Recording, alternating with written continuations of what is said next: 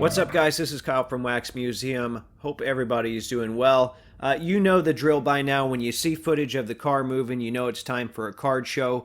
This time it was back to a familiar card show in the Central Florida area, the Bay Area Card Show at the Banquet Masters building. Some people call that the Clearwater Card Show. This is one that was very popular during the pandemic. Has gone away a little bit and come back since then. A pretty full show today, although there were some empty tables. I don't know if you can see those here in the shot. There were some familiar dealers that maybe weren't there, and then also there were some familiar dealers that were there, like Paul here. I've always got to look at his Knicks stuff. But this has kind of turned into more of a digging show for me, which is not a bad thing, but there was a while where it was just a lot of nice cards. And don't get me wrong, that stuff is still there. All your Mahomes, all your Lukas, all that kind of stuff that I show in some of the other videos. But for me, it's become a digging show. And with all of the, wherever the dealers were today, I don't know where they went, but there were other dealers that took their spot, which was a good thing for me because it meant that there were new boxes that I hadn't looked through before. And I'm showing some basketball here, but believe it or not, the first box that I ended up at was a baseball box. And normally I wouldn't give a baseball box the time of day, but I saw this card in there fairly quick here. This is a Derek Jeter card from 2007 Topps. I think the series is called Moments and Milestones. And I opened some of this when it came out. It was, quote unquote limited stuff, but every card was serial numbered, so it was rare, but in a sense it wasn't. I normally wouldn't go for this, but check out that serial number, number 2, that's Derek Jeter's number. You see the $10 price tag. I actually got that for $7, so I absolutely had to grab that. Who knows what that's worth. After that, I was kind of strolling along, and my friend Greg, who sets up there, 727 Sports Cards, he said, you got to go check out that box over there. They've got a good mix of vintage stuff, and it's all 50% off of the sticker. And there was, you can see there's a lot of baseball and a lot of football mixed in there just from what I'm showing you here.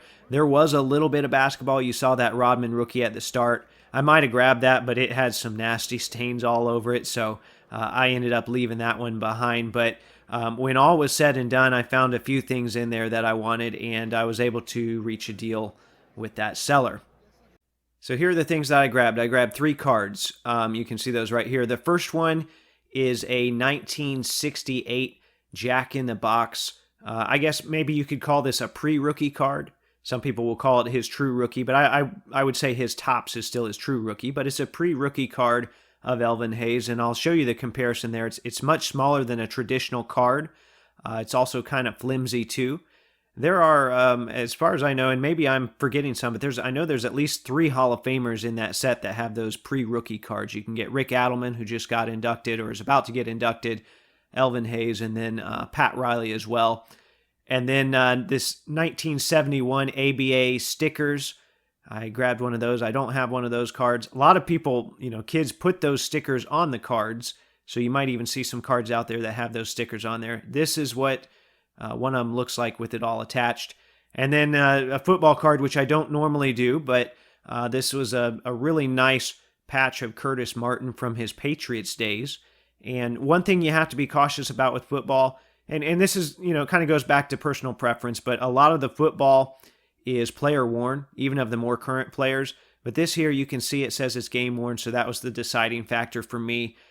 So I got all 3 of those cards from that seller for $33. After that, it was back to kind of digging and poking around and seeing if I could find anything else. Was hoping to find some nice Pacer stuff. Was hoping to find maybe some nice vintage stuff, some 57 Topps. Didn't really see any of that, but nonetheless, I still enjoyed the show. And I'll show you once again the 4 cards here that I came away with. I spent $40 total, so I can't complain about that. Well, you can add on gas and tolls and entry fees and stuff too. So just a reminder that this isn't always just, buy a card for $3, sell it for $6, make $3. It's not anything like that. There's a lot of costs that go in between there, but for me, that's an experience cost, and I don't mind that at all. So hopefully you were able to live vicariously through me in those moments. Remember, new episodes of the podcast every Thursday. Thanks for watching.